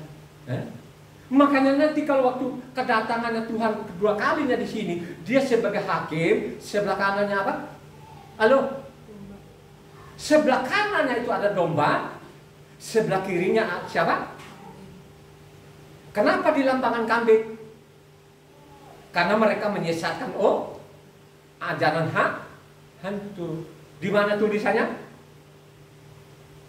Matitia 20 25 ayatnya 31 sampai selanjutnya. Gitu. Nah, coba kan? Iya nggak tuh? Dilambangkan, saudara, pada waktu namanya datang kedua kali sedia hakim, makanya domba-domba itu dikasih sebelah kanannya, kambing itu sebelah kiri itu yang menyimpang, yang merubah-rubah hukum Tuhan. Siapa mereka berubah Tuhan ini? Itulah namanya Yunani ini, saudara. Lambangnya kambing, yang bulu berbulu kan kasar, pembangkang. Mau terima tidak terima itu fakta, ya. Itu sudah dibuatkan, ya. Bagaimana mereka ini, ya, merubah-rubah hukum, ya. Makanya kalau dibuatkan untuk bangsa asing tadi, Daniel tadi 7 ayat 25 sudah dicatat. Makanya termasuk juga Zakaria 1 ayat 15 dicatat juga di situ. Bagaimana bangsa-bangsa ini dia ikut nimbrung, ya, dia ikut nimbrung loh, saudara, mendorong-dorong juga ini. Coba Tuhan lagi marah, termasuk juga ini bangsa-bangsa ini jahat juga. Coba baca namanya Zakaria 1 ayat 15. Tetapi sangat besar murkaku terhadap bangsa-bangsa yang merasa dirinya aman, yang sementara aku murka sedikit telah membantu menimbulkan kejahatan. Coba kan? Sementara aku marah sedikit sama bangsa Israel, orang asing juga menimbulkan namanya kejahatan apa yang dilakukan asing ini? Halo? Ya itu tadi merubah-rubah hukum, mengganti-ganti, termasuk nama Tuhan diganti, termasuk nama-nama orang diganti. Mereka bilangnya ada namanya perjanjian baru. Ini kan kurang ajar sekali itu. Coba berapa orang yang mati di bumi ini, termasuk keluarga ini mati konyol. Terakhir sekali kakakku ini, kakakku susah sayang juga, dia mati tragis. Ini kan ulah-ulah penyesat ini, ya kan? Akhirnya sekarang sudah didoktrin orang, sudah ditanamkan seperti batu di hatinya. Jadi kita mau omong apapun sekarang ini, orang buang muka, gitu. Coba ada yang protes-protes, ketemu langsung sama saya, betul, saya sudah kesal. Saya sudah emosi, ya. Ulah-ulahnya manusia-manusia di mimbar ini. Makin hari makin menjadi-jadi, banyak orang mati sia-sia ini, ya. Tapi ingat loh, pada waktu dia datang di bumi ini, pada waktu dia tegakkan hukum itu, maksudnya apa? Supaya benar-benar kembali kepada Taurat nggak? Begitu nggak? Tadi yang kita bacakan ayat 8, coba tadi Yesaya 42 ayat 4, coba dibaca yang kencang lagi. Coba. Ayat 4 ya. Tadi Yesaya 42. Dia sendiri tidak akan pudar dan tidak akan pernah terkulai sampai ia menegakkan hukum di bumi, segala pulau menggelarkan pengajaran. Sampai namanya menegakkan namanya hukum di bumi.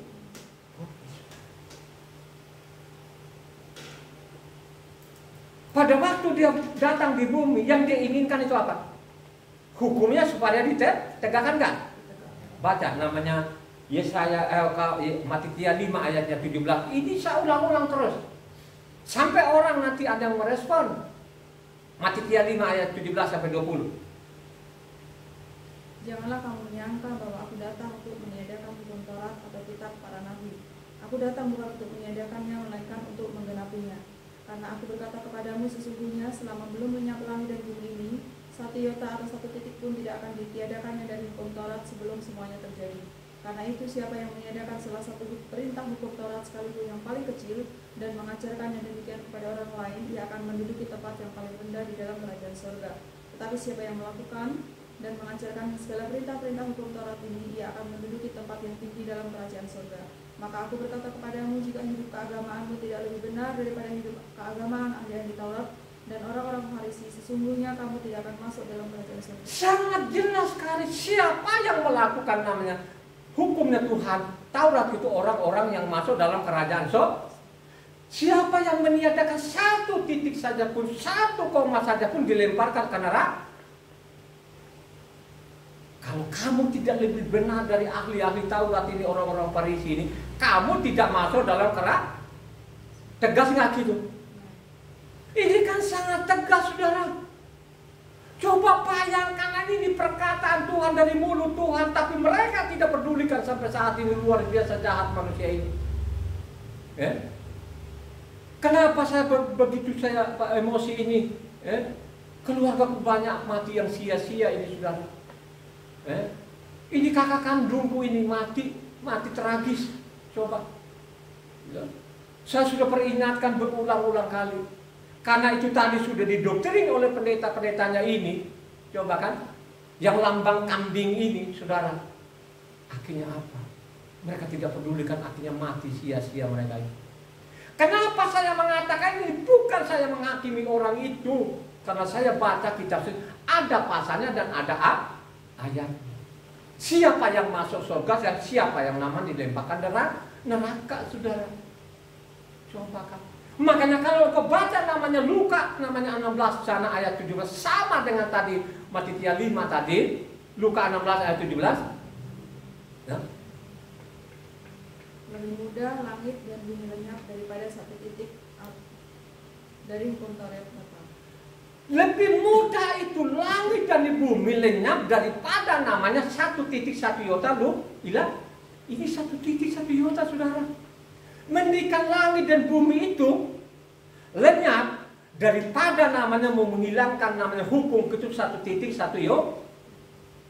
Coba deh, saudara. Coba deh. Tapi ini begitu paunganya ini, yang di mimbar-mimbar sampai saat ini, coba mereka tidak pedulikan ini. Ini kan sangat jelas, mendingan langit dan bumi, mendingan bumi dan langit nggak ada daripada namanya satu titikin hukum kau hilangkan. Mereka peduli nggak sampai sekarang ini? Khususnya namanya Kristen ini tidak peduli. Mereka tidak hiraukan ini, mereka tutup mata, tutup telinga, termasuk juga hatinya di dalam sudah membatu sudah. Coba, gitu.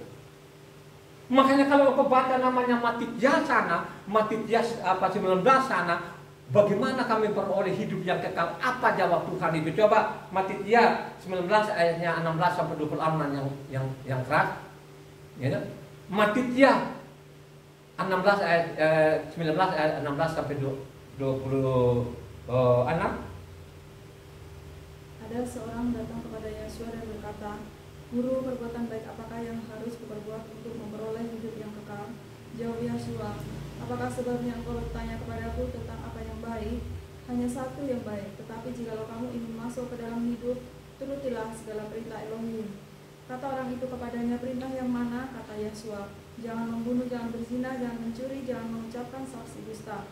Hormatilah ayahmu dan ibumu, dan kasihlah sesamamu manusia seperti dirimu sendiri." Kata orang muda itu kepadanya, "Semuanya itu telah kuturuti, apalagi yang masih kurang?" Kata Yesua kepadanya, Jikalau engkau tidak sempurna, pergilah, jualah segala milikmu dan berikanlah itu kepada orang-orang miskin, maka engkau akan beroleh harta di surga. Kemudian datanglah kemari dan ikutlah aku." Ketika orang muda itu mendengar perkataan itu, pergilah ia dengan sedih, sebab banyak hartanya. Yesus berkata kepada murid-muridnya, "Aku berkata kepadamu, sesungguhnya sukar sekali bagi seorang kaya untuk masuk dalam kerajaan surga. Sekali lagi aku berkata kepadamu, lebih mudah seekor unta masuk melalui lubang jarum dan daripada seorang kaya yang masuk ke dalam kerajaan Tuhan." Ketika murid-murid mendengar itu, sangat gemparlah mereka dan berkata, "Jika demikian, siapakah yang dapat diselamatkan?" Yesus memandang mereka dan berkata, "Bagi manusia hal ini tidak mungkin, tapi bagi Elohim segala sesuatu mungkin." Coba saudara, bagaimana Tuhan saya memperoleh hidup yang kekal? Apa yang tertulis di sana? Coba, ini kan Tauratnya. Kalau ada yang mengajarkan engkau Taurat itu tidak berlaku, jangan engkau dengarkan orang ini. Tinggalkan tempat itu. Jangan engkau mau. Ya? Coba saudara. Dia lanjutkan lagi sekarang, kalau kau baca lagi namanya Matityah 22 ayat 34 sampai 40 yang keras. Matityah 22 ayat 34 sampai 40.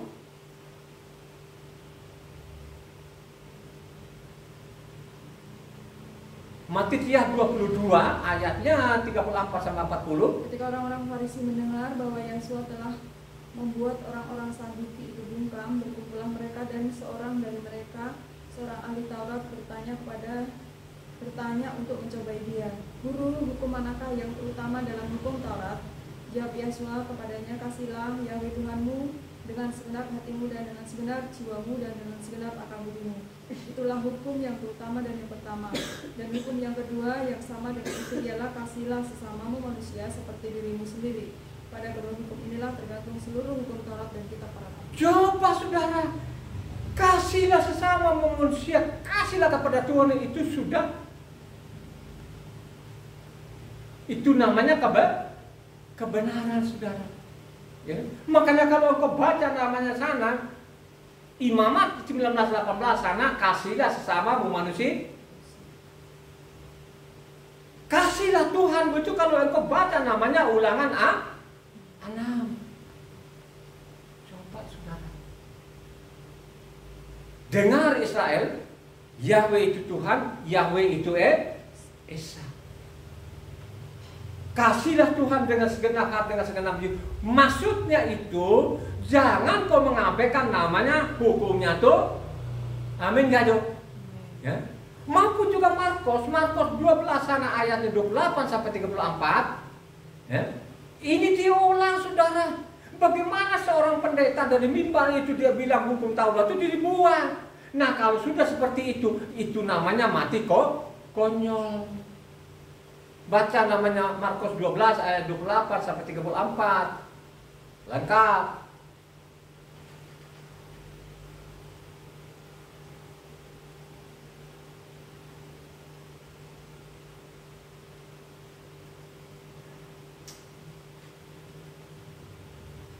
Markus 12 ayatnya 28 sampai 34. Lalu seorang ahli Taurat yang mendengar Yesua dan orang-orang Saduki bersoal jawab dan tahu bahwa Yesua memberi jawab yang tepat kepada orang-orang itu, datang kepadanya dan bertanya, "Hukum manakah yang paling utama?" Jawab Yesua, "Hukum yang terutama ialah, dengarlah hai orang Israel, Yahweh itu Tuhan kita, Yahweh itu Esa. Kasihlah Yahweh Tuhanmu dengan segenap hatimu dan dengan segenap jiwamu dan dengan segenap akal budimu dan dengan segenap kekuatanmu. Dan hukum yang kedua ialah, kasihlah sesamamu manusia seperti dirimu sendiri. Tidak ada hukum lain yang lebih utama daripada kedua hukum ini." Lalu kata ahli Taurat itu kepada Yosua, tepat sekali guru, benar katamu itu bahwa dia Esa dan bahwa tidak ada yang lain kecuali dia. Memang mengasihi dia dengan segenap hati dan dengan segenap pengertian dan dengan segenap kekuatan dan juga mengasihi sama manusia seperti diri sendiri adalah jauh lebih utama daripada semua korban bakaran dan korban sembelihan. Yosua melihat bagaimana bijaksananya orang itu dan dia berkata, engkau tidak jauh dari kerajaan Elohim dan seorang pun tidak ada yang tidak berani lagi menanyakan sesuatu kepada Yosua. Lukas 10 ayatnya 25 sampai 28.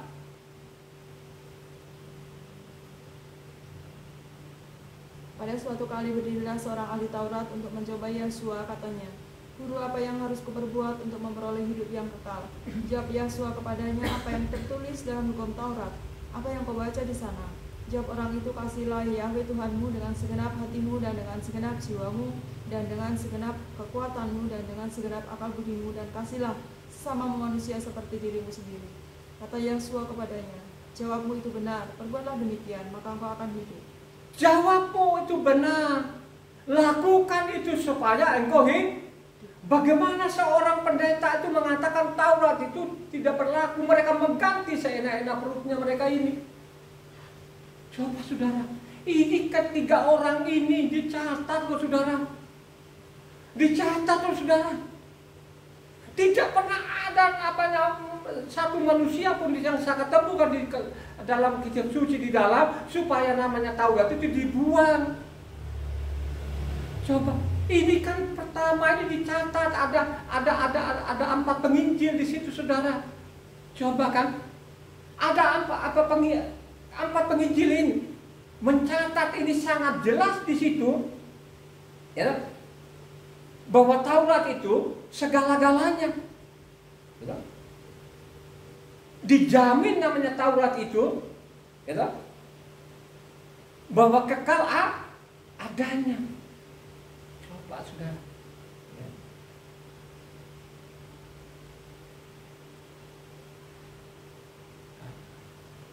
Makanya kan Roma 3, kalau kita Roma 3 lagi, kalau ada orang bilang tadi dibuang Taurat, bagaimana lu mau buang Taurat ini? Kalau Roma 3 sendiri pun ayat 31, ini perkataannya namanya Rasul Saul. Ya, ini tuh suratnya Rasul Saul. Ya. Coba Roma 3 ayat 31.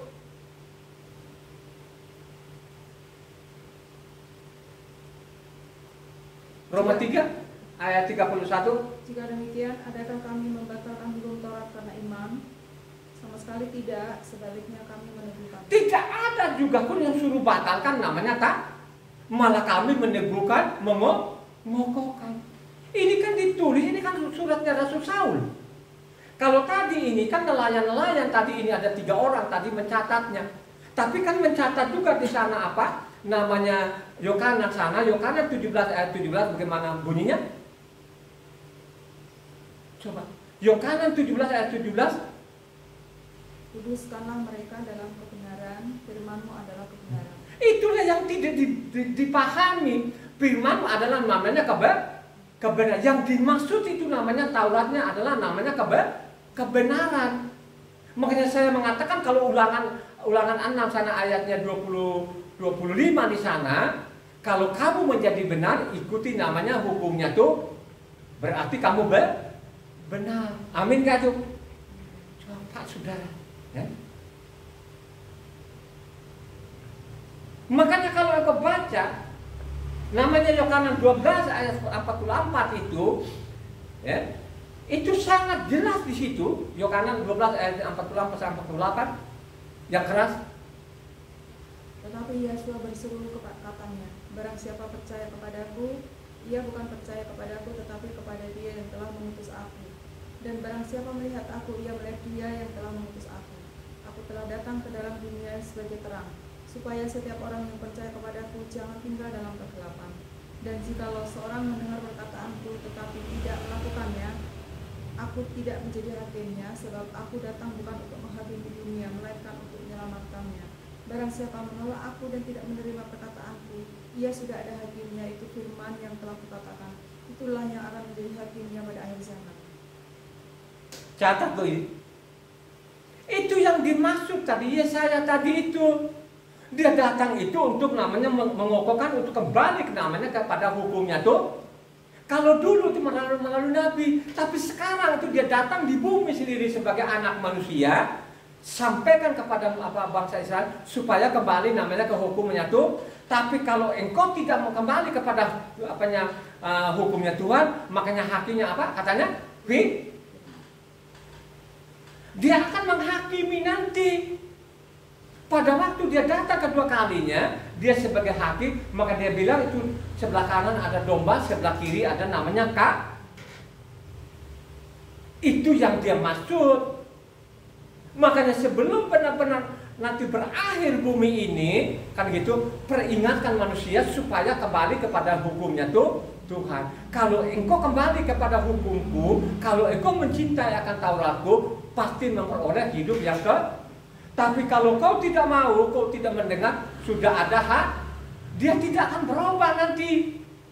Isi kitab suci ini kan tidak bisa lagi dianulir, dirubah sana, rubah sini. Apa yang dicatat oleh para nabi itu tetap akan berlaku. Amin ya?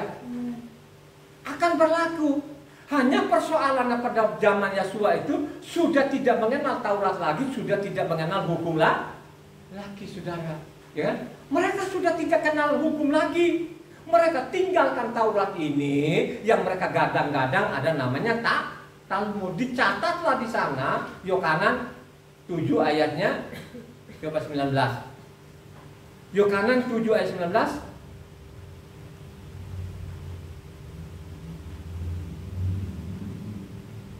Bukankah Mose yang telah memberikan hukum Taurat kepadamu? Namun tidak seorang pun di antara kamu yang melakukan hukum Taurat itu. Mengapa kamu berusaha membunuh aku? Ternyata tidak ada lagi yang melakukan Taurat pada waktu itu. Coba kalau kita baca ini dari namanya Zekaria tadi, kalau kita baca Lukas 1 sana itu, bagaimana zaman Imam Zekaria itu masih benar, ya? Nah, pada waktu itu zaman dia kan lahir yang namanya Yesua ini. Pada waktu dia umur 30 tahun, ya, kebaca di situ. Coba kan, dari namanya Zekaria sampai dia mengatakan kata ini tadi kurang lebih 30 tahun, saudara. Nah, disitulah tertulis itu tidak ada lagi yang melakukan Taurat. Baca 49 ayat 49-nya tadi. Yohanan 7 49. Tetapi orang banyak ini yang tidak mengenal hukum Taurat, terkutuklah mereka. Coba kan, ya. Terkutuklah mereka ini yang tidak mengenal hukum. Itu tadi namanya ada hukumnya katanya. Kutuk itu kalau kau menyelewengkan namanya Taurat. Itu yang dia maksud tadi yang namanya Yohanan 12. Saya tidak menghakimi tapi apa? Firman yang menghakimi. Firman itu adalah namanya Tauratnya tuh dari Kejadian sampai namanya apa? Ulat. Itu saja yang dia tuntut, nggak ada yang lain. Coba kan tidak ada satu orang pun di dalam yang berani namanya untuk meninggalkan Taurat ini. Kan perbuatan-perbuatan jahatnya manusia ini. Sekarang mereka ada sama orang, mereka robah-robah hukum Tuhan ini, coba ya. Mereka bilang perjanjian baru, coba Tuhannya nama baru, orang-orang yang sudah mati ini diganti-ganti. Kejahatannya luar biasa ini, coba ya.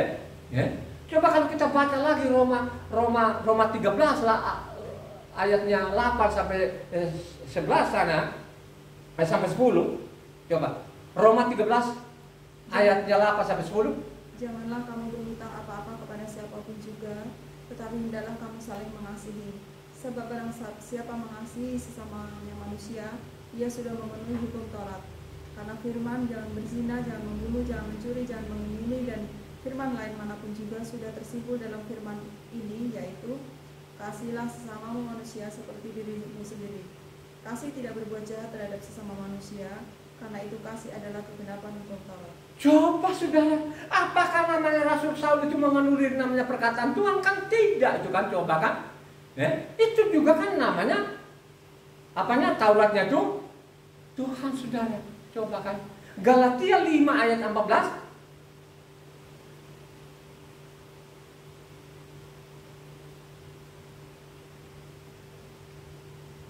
Sebab seluruh hukum Taurat tercakup dalam satu firman ini, yaitu kasihilah sesamamu manusia seperti dirimu sendiri.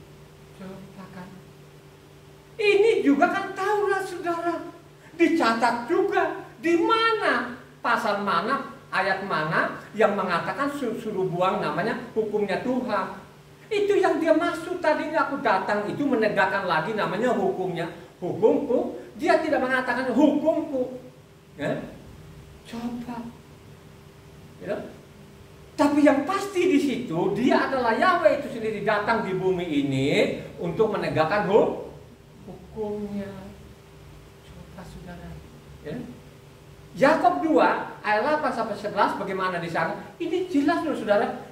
Ya, ini juga rasul-rasul, murid-murid tidak pernah ada satu orang pun yang berani ini supaya Taurat itu dibuang. Ini Yakub 2 ayat 8 sampai 11. Akan tetapi jikalau kamu menjalankan hukum utama yang tertulis dalam kitab suci, kasihilah sesamamu manusia seperti dirimu sendiri, kamu berbuat baik.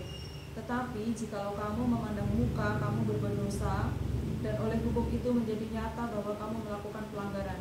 Sebab barang siapa menuruti seluruh hukum itu tetapi mengabaikan satu bagian daripadanya, ia bersalah terhadap seluruhnya. Sebab ia yang mengatakan jangan berzina, ia mengatakan juga jangan membunuh. Jadi jika kamu tidak berzina tetapi membunuh, maka kamu menjadi pelanggar hukum juga. Coba saudara, kamu mengabaikan saja, kamu sudah apa? Mengabaikan seluruh. Kalau sudah seperti ini mati saudara. Coba kan tidak pernah saya ketemukan ada yang bilang suruh buang. Makanya pada zaman itu waktu mereka tersebar di sana, mereka itu hanya pergi-pergi sama orang-orang Israel supaya kembali kepada hukumnya tuh Tuhan. Coba baca Kisah Para 11 ayatnya 19.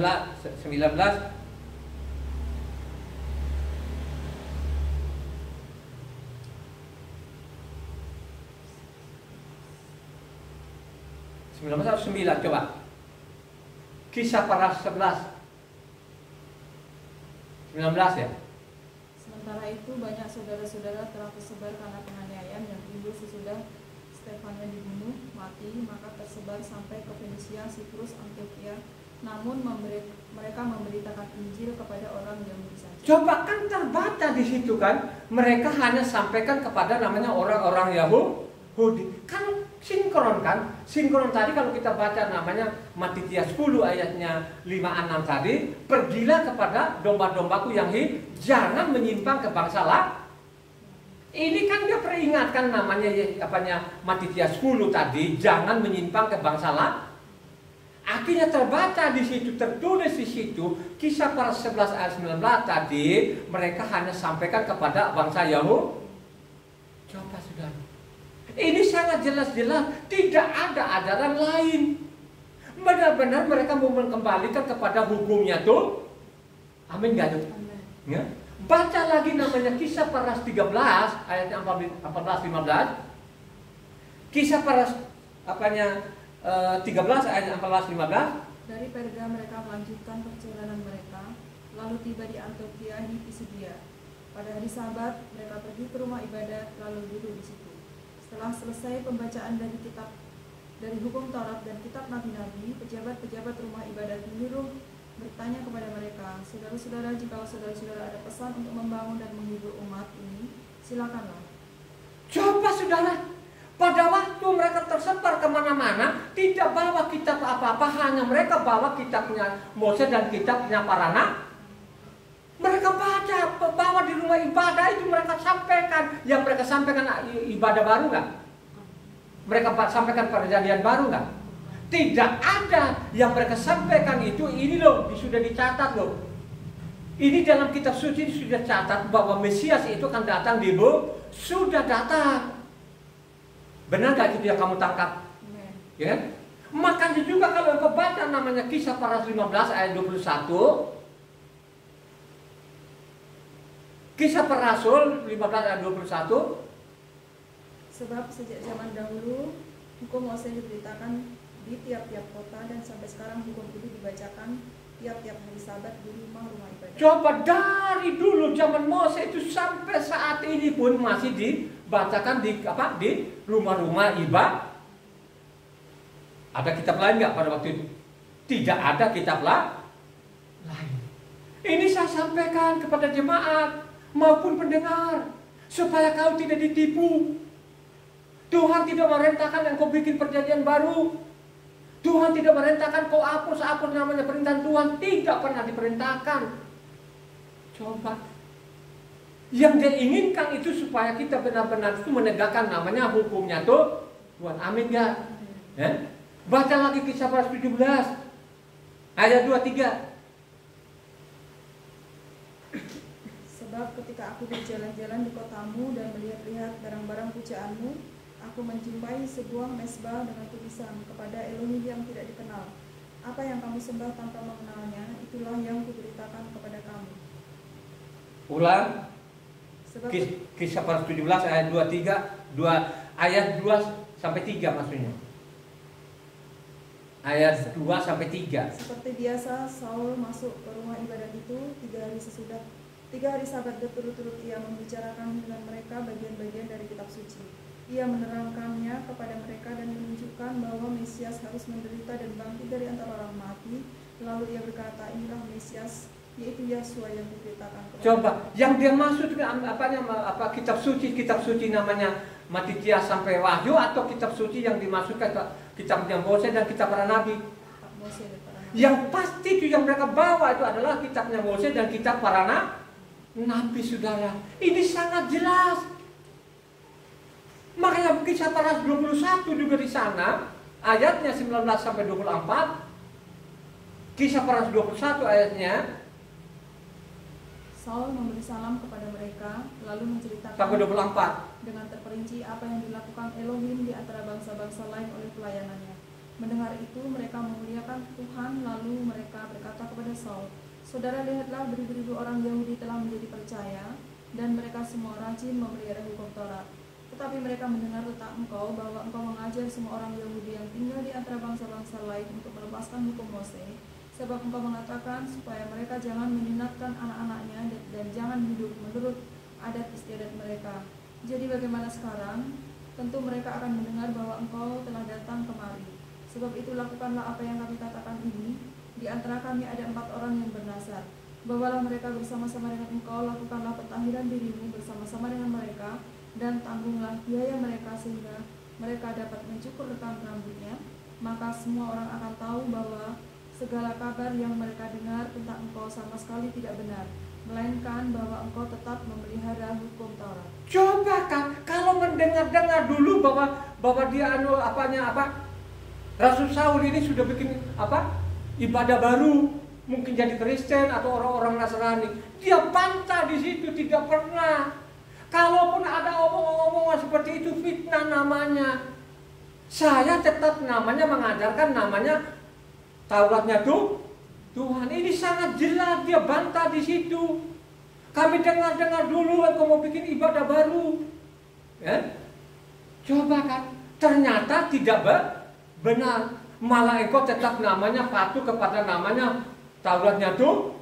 Kan sangat jelas di situ. Makanya di sana kalau kau baca lagi tadi, lanjut tadi Kisah Para 21 ayat 26. Pada hari berikutnya Saul membawa orang-orang itu serta dengan dia, dan ia mentahirkan diri bersama-sama dengan mereka, lalu masuk ke bait Tuhan untuk memberitahukan bila mana pentahiran akan selesai dan persembahan akan dipersembahkan untuk mereka masing-masing. Coba kan dia bilang, saya sudah selesaikan pentahirkan, ya kan? Maka dia persembahkan sesuai yang diperintahkan, namanya hukumnya tuh. Amin gak Jum? Ada nggak namanya Rasul Saul ingin dia bikin perjanjian baru, ajaran baru? Tidak pernah ada, gitu? Tidak pernah ada, gitu? Makanya di sana dia pertanggungjawaban juga. Kalau kau baca namanya Kisah Para 24 ayat 8 sampai 11 sana, kan sangat jelas. Coba Kisah Para Rasul 24 ayat 11 sampai 18. Kisah Para 24 ayat 11 sampai 18. Engkau dapat memastikan bahwa tidak lebih dari 12 hari yang lalu aku datang ke Yerusalem untuk beribadah, dan tidak pernah orang mendapati aku sedang bertengkar dengan seseorang atau mengadakan huru hara, baik di dalam bait Tuhan maupun di dalam rumah ibadat atau di tempat lain di kota. Dan mereka tidak dapat membuktikan kepadamu apa yang sekarang dituduhkan mereka kepada diriku. Tetapi aku mengakui kepadamu bahwa aku berbakti kepada Tuhan nenek moyang kami, dengan menganut jalan Tuhan, yaitu jalan yang mereka sebut sekte. Aku berkata, aku percaya kepada segala sesuatu yang ada tertulis dalam hukum Taurat dan dalam kitab nabi-nabi. Aku menaruh pengharapan kepada Tuhan sama seperti mereka juga, bahwa akan ada kebangkitan semua orang mati, baik orang-orang yang benar maupun orang-orang yang tidak benar. Sebab itu aku senantiasa berusaha untuk hidup dengan hati nurani yang murni di hadapan Tuhan dan manusia. Dan setelah beberapa tahun lamanya, aku datang kembali ke Yerusalem untuk membawa pemberian bagi bangsaku dan untuk mempersembahkan persembahan-persembahan. Sementara itu aku melakukan semuanya itu, beberapa orang Yahudi dari Asia mendapati aku dalam bait Tuhan sesudah aku selesai mentahirkan diriku tanpa orang banyak dan tanpa keributan. Coba kan, apa yang kulanggar ini? Semua perintah Tuhan gue lakukan. Kan Tuhan menyuruh tadi. Tuhan tadi bilang kan, aku datang itu bukan meniadakan satu titik, satu iota. Saya tidak melanggar. Saya tidak pernah ada bikin perjanjian baru atau ajaran baru. Tidak pernah ada katanya. Ini perkataan Rasul Saul. Makanya kalau kau baca lagi-lagi Kisah 25 di sana, ayatnya 8 kan sangat jelas. Coba kan, ini perkataan terakhirnya dia ini, ya, karena ini sudah ditahan dia ini pelayanannya sudah selesai semua, penghujung namanya pelayanannya dia ini, karena sudah dimasukkan penjara, gitu loh. Kisah 25 ayat 8. Sebaliknya Saul membela diri katanya, aku sedikit pun tidak bersalah baik terhadap hukum Taurat orang Yahudi maupun terhadap baik Tuhan atau terhadap Kaisar. Coba saya tidak pernah bersalah, apa yang salah? Apa ajaran baru saya tidak pernah ada? Lu ini kok saya pakai Taurat kok? Saya pakai namanya kitab para Taurat Mose maupun kitab para nabi kok. Disuruh saya untuk pentahiran diri sudah saya lakukan semua. Apalagi yang salah? Ini perkataan Rasul Sa. Mana salahnya? Itulah yang digadang-gadang orang Kristen sekarang. Mereka bilang ada namanya perjanjian baru. Maka dengan perjanjian baru sekarang semua peraturan Tuhan mereka hapus, maka mereka ada nama Tuhan ganti namanya Yesus. Ibadah minggunya namanya hari Minggu, tahunan itu namanya karena mereka ini menghapus namanya hukumnya Tuhan. Yang jelas di sana kalau kau baca namanya Imamat 23, ya, itu kan sampai 40 ayat itu peraturan namanya hari-hari itulah yang dihapus. Mereka bikin ibadah mereka namakan perjanjian perbarui semua nama Tuhan baru, nama-nama nabi yang sudah mati ini, sudah mati deh, sudah tulang-tulang, sudah jadi debu itu coba digantilah nama. Namanya Yakub jadi James. Apa kurang ajar nggak ini? Coba. Ini tidak ada yang membongkar ini. Kenapa juga tidak ada pernah dibongkar? Karena mereka tidak baca kitab suci. Kalau pun ada teman-temannya dia juga tadi itu pemberitanya mungkin dia sudah tahu. Tapi kalau dia ungkapkan gini berarti dia sudah tidak dapat upah. Kalau dia sudah jemaatnya sudah tidak ada datang rumah ibadah, makanya dia sudah nggak bisa makan. Mau kerja nama sekuler nggak bisa, mau kerja ini nggak bisa, mau ngemis malu. Coba, akhirnya sekarang dosa ini makin menumpuk.